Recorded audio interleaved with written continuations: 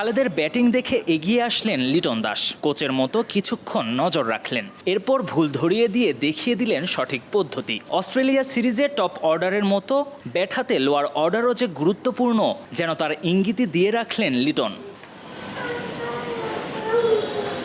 বাঁ পায়ের কাফ মাসলের ইনজুরিতে অস্ট্রেলিয়ার বিপক্ষে প্রথম টেস্টে থাকছেন না লিটন। তবে মাঠের বাইরে থেকেও আবারও ফুটে উঠেছে তার নেতৃত্ব গুণ। অনুশীলনে সতীর্থদের পরামর্শ দিয়ে দায়িত্বশীলতার পরিচয় দিয়েছেন এই উইকেট কিপার ব্যাটার, আর সেটি হয়তো আরও ভালোভাবে কাজে লাগাতে চাইছে বিসিবি। আজকের বিসিবির বোর্ড সভায় অন্যতম আলোচ্য বিষয় ওয়ানডে অধিনায়কত্ব। জোর গুঞ্জন, মেহেদী হাসান মিরাজের পরিবর্তে দায়িত্ব পেতে পারেন লিটন দাস। সেটি হলে টি-20-র পাশাপাশি ওয়ানডে দলেও নেতৃত্ব দেবেন এলকেডি।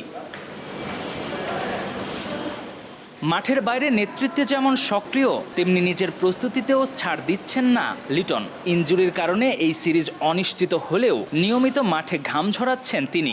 লক্ষ্য দ্রুত প্রতিযোগিতামূলক ক্রিকেটে ফেরা। KM Sony, star play.